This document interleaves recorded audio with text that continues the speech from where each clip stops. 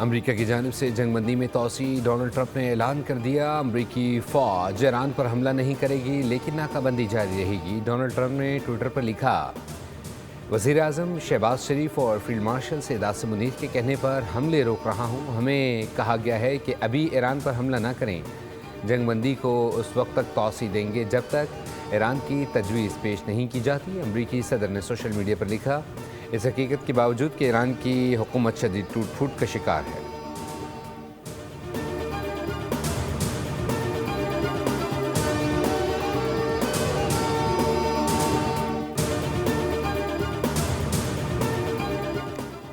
جنگ بندی میں توسیع کی تجویز ماننے پر امریکی صدر ڈونلڈ ٹرمپ کا شکریہ۔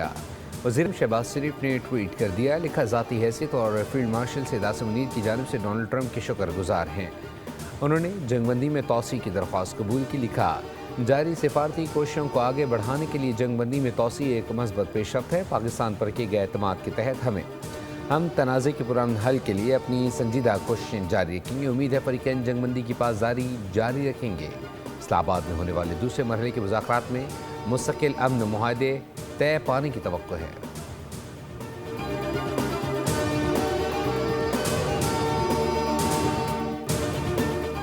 ٹرمپ کی جانب سے جنگ بندی میں توسیع کے اعلان کی کوئی اہمیت نہیں، ہارنے والا فریق شرائط کا حکم نہیں دے سکتا۔ ایرانی اسپیکر پارلیمنٹ باقر غالیباف کے مشیر کا بیان سامنے آ گیا۔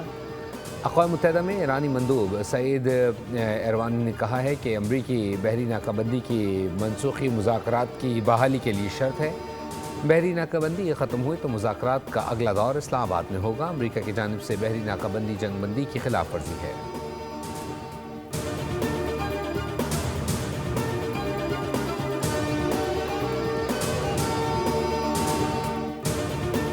امریکی بحریے نے سمندر میں ایک اور جہاز کو تحویل میں لے لیا۔ امریکی محکمہ دفاع کا دعویٰ، آئل ٹینکر جہاز کا نام MT ٹیفانی بتایا جاتا ہے۔ کارروائی کی ویڈیو بھی جاری کر دی گئی۔ پینٹاگون کے مطابق اقدام ایران کی معاونت کرنے والے بحری جہازوں کے خلاف جاری کریک ڈاؤن کا حصہ ہے۔ امریکی محکمہ جنگ نے واضح کیا ہے کہ سمندری کارروائیاں جاری رہیں گی۔ پیش رفت پر ایران کی جانب سے تاحال کوئی باضابطہ رد عمل سامنے نہیں آیا۔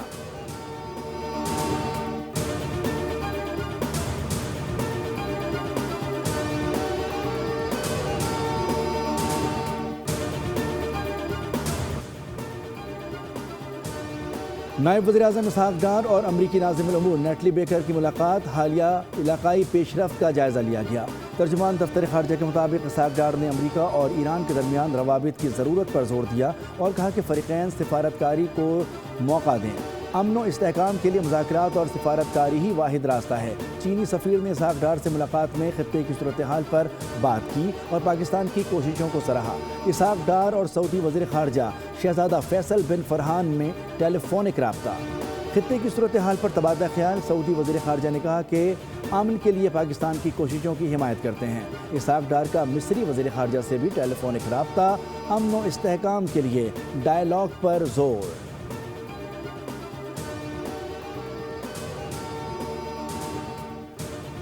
اور PSL میچ میں راولپنڈیز کی ٹیم کو 8ویں میچ میں بھی شکست ہو گئی۔ ملتان سلطانز نے یک طرفہ مقابلہ 6 وکٹوں سے جیت لیا۔ اس سے قبل لاہور قلندرز نے دلچسپ مقابلے کے بعد کوئٹہ گلیڈیٹرز کو 9 رن سے ہرا دیا۔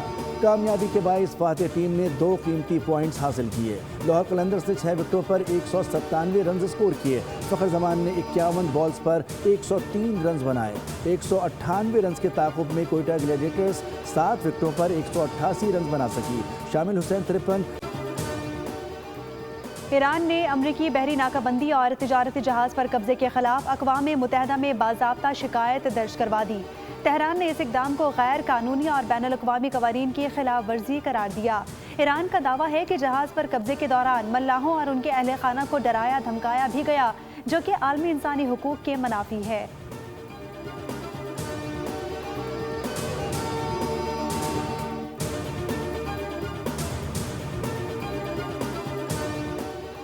امریکہ پر تاریخی عدم اعتماد مذاکرات کی راہ میں سب سے بڑی رکاوٹ ہے۔ بامعنی مذاکرات کے لیے وعدوں کی پاسداری بنیادی شرط ہے۔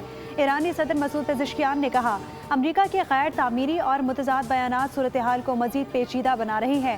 امریکہ دراصل ایران سے ہتھیار ڈالنے کا مطالبہ کر رہا ہے، لیکن ایران کسی بھی قسم کے دباؤ یا طاقت کے سامنے سر نہیں جھکائے گا۔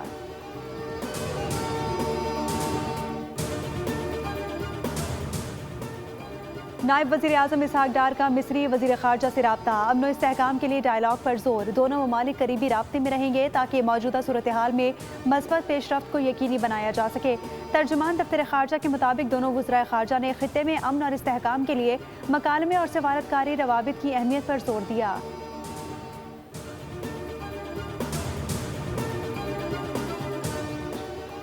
قطر جنگ بندی کے لیے پاکستان کی کوششوں کی حمایت کرتا ہے۔ واشنگٹن اور تہران کے درمیان اسلام آباد میں جنگ بندی مذاکرات پر گہری نظر رکھے ہوئے ہے۔ قطری وزارت خارجہ کی نیوز بریفنگ، بتایا کہ اسلام آباد مذاکرات سے متعلق قطر امریکہ سمیت تمام فریقوں سے رابطے میں ہے۔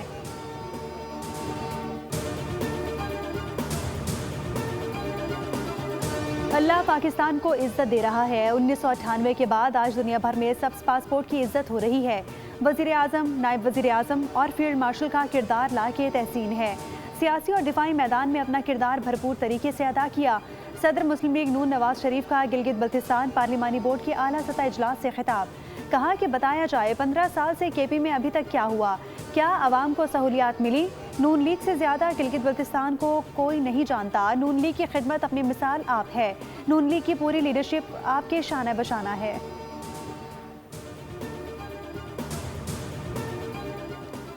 وزیر اعظم شہباز شریف کی زیر صدارت اجلاس، پبلک پرائیویٹ پارٹنرشپ کے ذریعے ترقیاتی منصوبوں میں تیزی لانے کی ہدایت۔ وزیر اعظم نے کہا، نظام کو مزید شفاف اور مؤثر بنایا جا رہا ہے۔ متعلقہ وزارتوں اور محکموں کی استعداد میں بہتری لائی جائے گی۔ اجلاس میں مجوزہ نئے نظام کے خد و خال پر بریفنگ دی گئی۔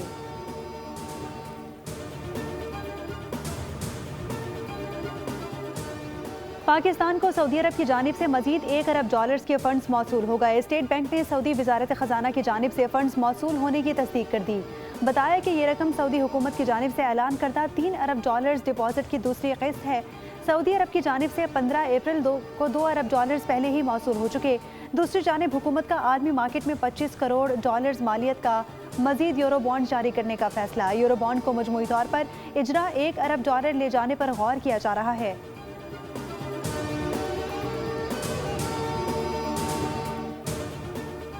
آئی ایم ایف نے پاکستان کے لیے $1 ارب کی اگلی قسط منظور کرنے کے لیے نئی شرائط عائد کر دی۔ بجلی اور گیس کی نرخوں میں اضافہ ناگزیر قرار، خصوصی اقتصادی زونز کے مراحت ختم کرنے کا فیصلہ، نیب قوانین میں ترامیم اور ٹیکس نظام میں سختی بھی شرائط میں شامل۔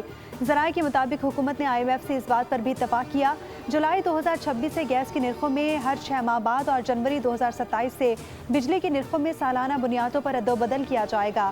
سی پیک کے تحت دی جانے والی تمام مالی مراحت بھی 2035 تک ختم کر دی جائیں گی۔